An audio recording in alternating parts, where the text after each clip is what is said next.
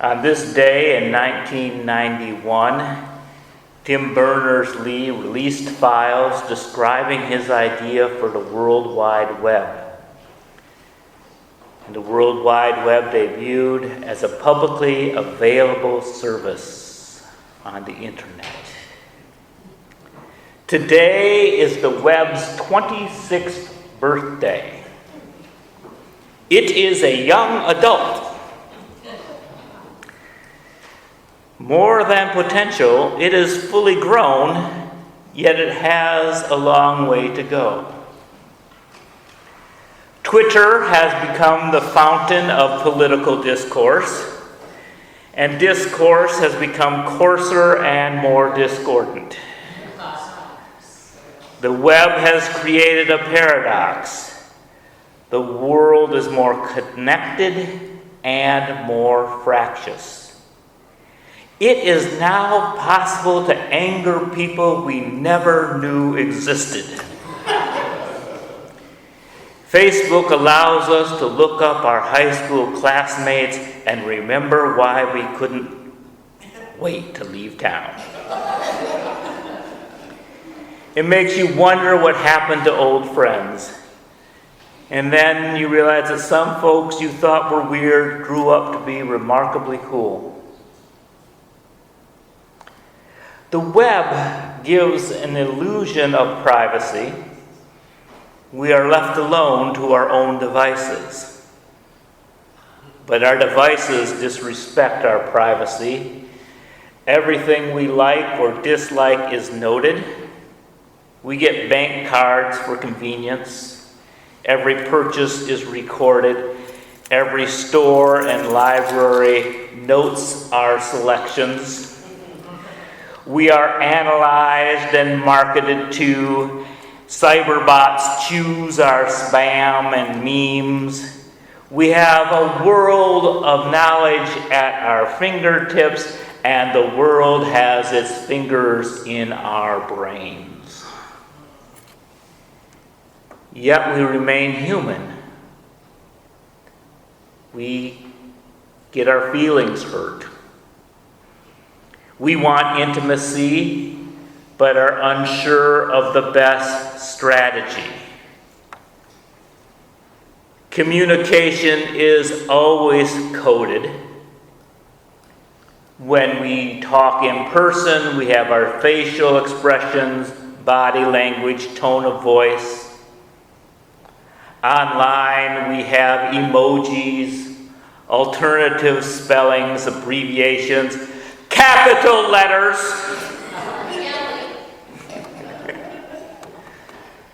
There are things we type that we might not say.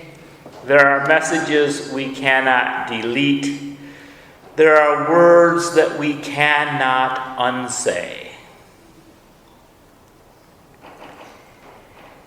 The 2010 census said about 34% of Americans are under 25. That means around now, at least 40% of people grew up learning to communicate on screen. Some assumptions are different in face-to-face communications, and cross-generational opportunities for miscommunications are greater than ever. Peter Sanger, co-founder of Wikipedia, warns against internet silos. He says, we should be worried about online silos. They make us stupid and hostile towards each other. Internet silos are news, information, opinion, and discussion communities that are dominated by a single point of view. Examples are Huffington Post on the left and National Review Online on the right. But these are only a couple of examples and are not the worst either. Information silos in general are nothing new and not limited to the internet. Talk radio works this way. Churches, academia are often silos, And businesses and organizations study how to avoid silo culture. But the internet is particularly subject to a silo mentality because they are virtually instant, meaning that they have no history of competing diverse traditions, and are also self-selecting and thus self-reinforcing. It shouldn't be surprising that silos are fun and compelling for a lot of us. They make us feel like we belong.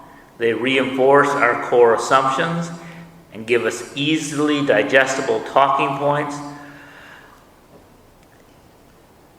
obviating the necessity of difficult individual thought. They appeal to our vanity and laziness. That's one of the problems. Silos make us overconfident and uncritical. Silos give too much credence to objectively unsupportable views that stroke the ego of the members. It can be social suicide to criticize a silo from within the silo, and external criticism tends to be bounced off and ignored. The rise of internet seems to correlate with the rise in the late 1990s and 2000s of particularly bitter partisan hostility that has, if anything, gotten worse and made it increasingly unpopular and difficult to reach meaningful political compromises. It threatens the health of the republic, considering that compromise has been the lifeblood of politics since the founding. My solution, for one thing, you can do your part by regularly visiting the opposition and showing them in conversation how reasonable you can be. There's little more upsetting to a silo than infiltration by an intelligent, persistent individual.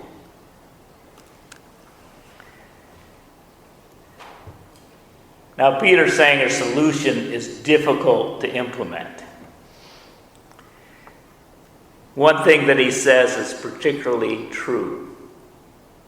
It is too easy and fun to demonize the opposition from within a silo. Because some of the memes are just so good. Some of the arguments, though unfair, are just so cutting. And when you visit sites that you know have different views than you, it's easy to fall into trap. I mean, there are hilarious memes of Jesus riding dinosaurs, carrying an AK-47.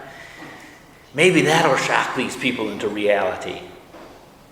It will not. It will only fuel their anger. And contrary to Mr. Sanger's advice, I do not suggest you even comment at first. Before you comment, listen. This is step one. Read behind the hyperbole. Is there a sense of injustice behind the anger? What agenda might the fear-mongering try to be accomplishing? And why might the fear-mongering be working? What reality, what kernel of truth is being exploited? Learn the language of the different tribes. And what are the code words? And what neutral words might be used instead? Try to avoid your own code words in your own tribe, and don't slip into the code words of another tribe.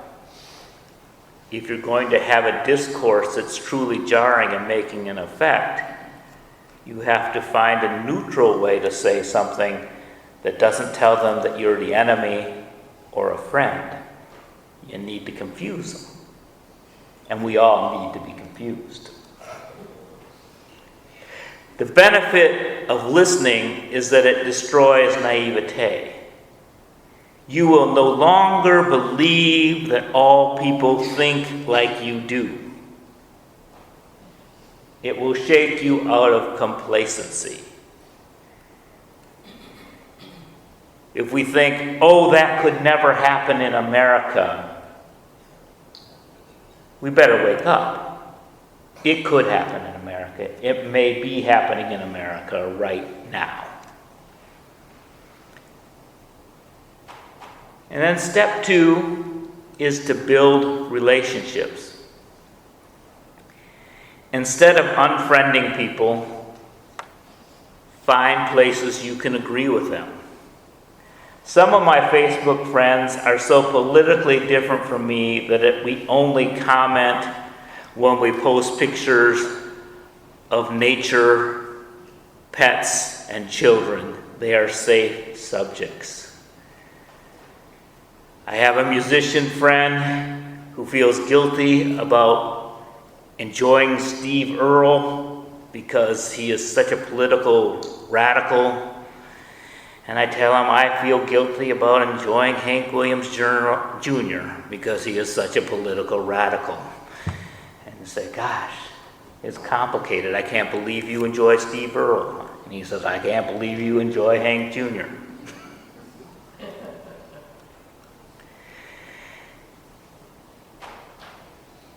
And there's some people I can only post pictures of nature, pets, and children. Isn't this pretty? Isn't this cute? Isn't this a miracle? And those seem like safe and trivial subjects. But they are also some of the most important things in life. Your children. What you love. Beauty. Transcendence.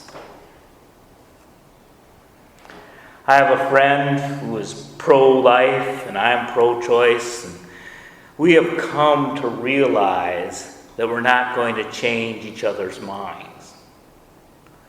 But we do share a love of craft beer, and we are both pro-vaccination, and so we share our unkind means to the anti-vaxxer crowd. And if you are among the anti-vaxxer crowd, I will have a compassionate conversation with you in person, because those type of conversations that are about disagreements should not happen online. And that's where I get to step 3. Talk of your own experience. And ask about their experience. Political talking points and statistics are too easily rebutted. But my experience with gay people, black people, and Muslims cannot be refuted because it is my experience. And if they have had a rough experience with a person from one of these groups, I can talk with them about that experience, and my compassion might help them realize that that one person does not represent the whole group. And they might come to realize that they are only believing secondhand stories, especially if they've had actually no interactions that they know of with a gay person or people of color or people of different faith. And if I truly get to know people different than me, then I might realize that I am only believing secondhand stories about them. But even if you venture into the land of talking with other tribes and are the perfect citizen on the internet, there's a real good chance you will get abuse heaped on you. Don't accept it. You can walk away, you can block, you can And if you feel it's going to extend into your real life, tell your friends, warn people.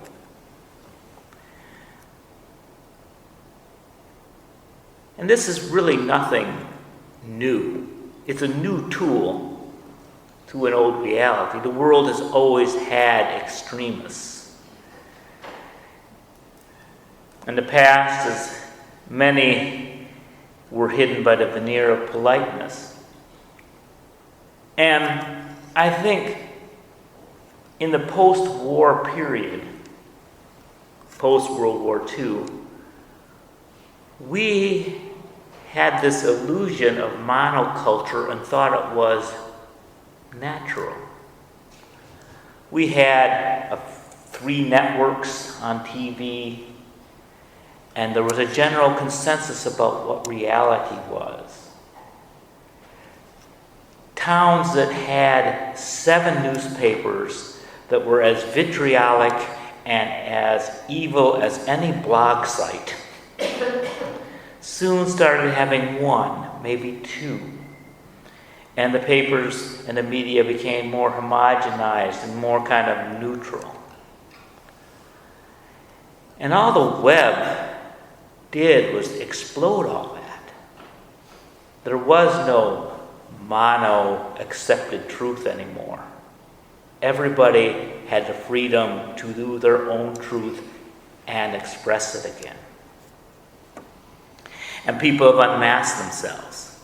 And they feel free to express the hatred that otherwise went unexpressed. But on the other hand, there are people who are just trolls. Trolls are the people who post outrageous things just to see the type of reaction they can get. There's a person who likes to say whatever cup Starbucks is putting out this week is of the devil. He really doesn't believe it's of the devil. He just likes to see how many fundamentalists jump on and try to boycott Starbucks because he says, look, this cup is red, it's of the devil. And then he likes to sit back and watch what happens. But some people do things so they can drive traffic to their website to sell advertising. Some are criminal and they want personal information and bank accounts. Do not take the bait. Be your own moderator on unmoderated sites. If you find a meme that is, or a story that is too good to be true, check it out. And I've done this. I've passed along things that I later had to say, oh, sorry. That just wasn't true.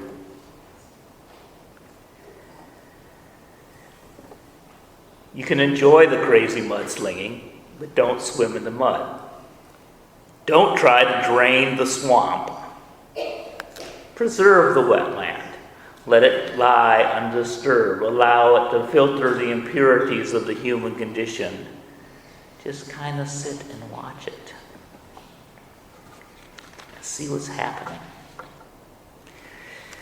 It's like we have returned to a time of polytheistic omnipotence. We are being watched and we are being judged. Now, when I was young, I was told there was one God watching everything I do, even what I do in secret. He had a long white beard. He knew when I was asleep. He knew when I was awake. He knew if I'd been bad or good. So I'd better be good or I'd be burned at the stake.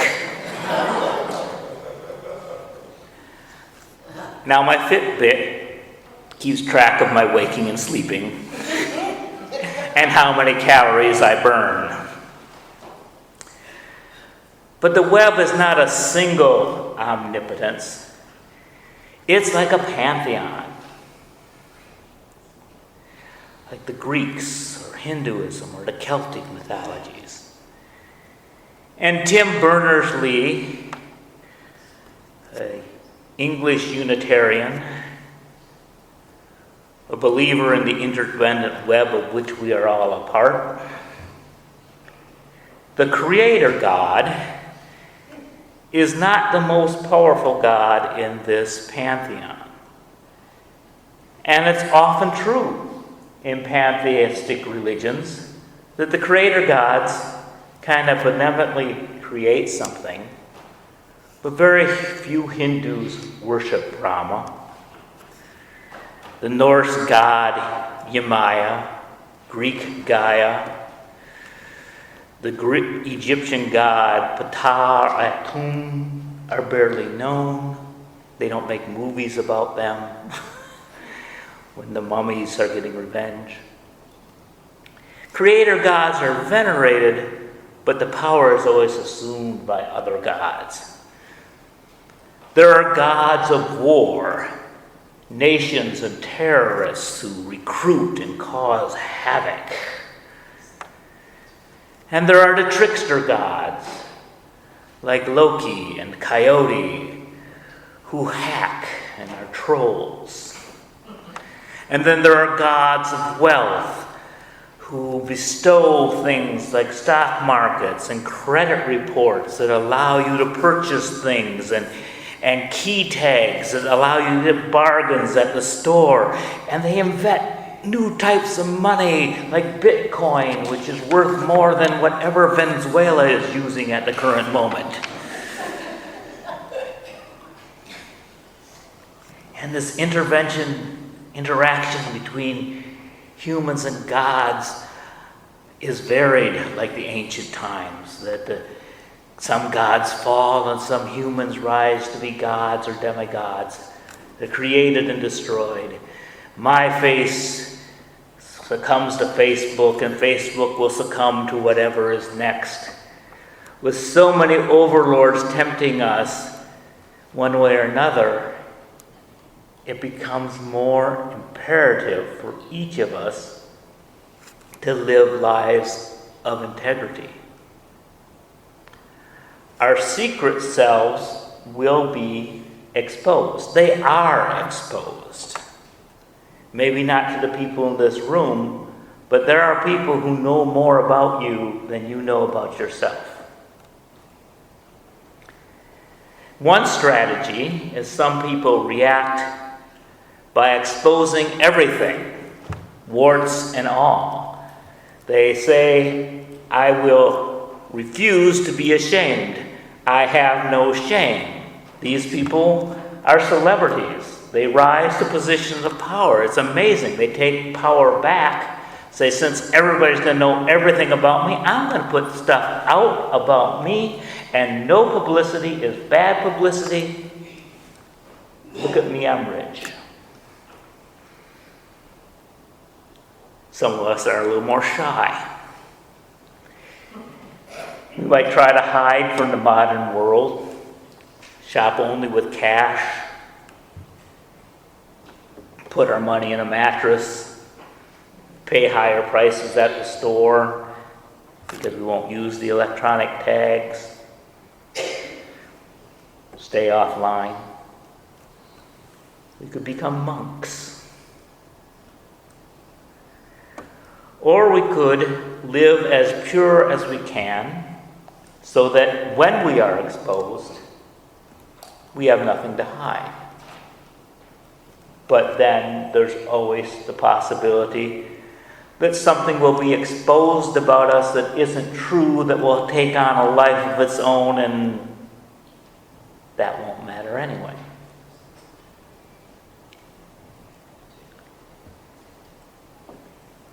And that's why we need deep friendships.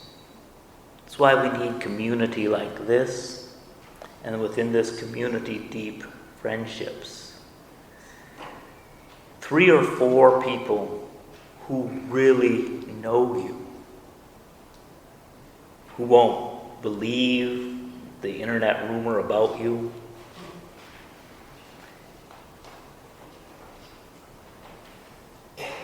We get tempted by how many followers we have or how many likes. Those can number in the thousands. But real and actual loves are usually under 5.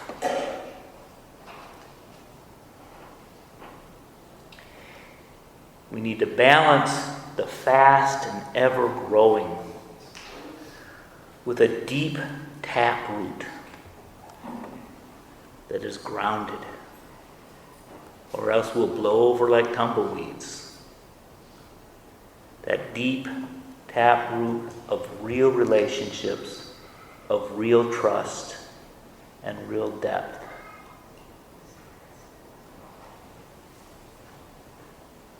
To live in the modern world, it's very difficult to not be exposed. And we can grow to sizes that we could never imagine before. But to grow larger in the world, we need to deepen our friendships and deepen our connections to one another, so we are rooted in love and caring and community. In order to love the whole world, we have to be rooted in a deep love in whatever world we occupy. May we bless and be blessed.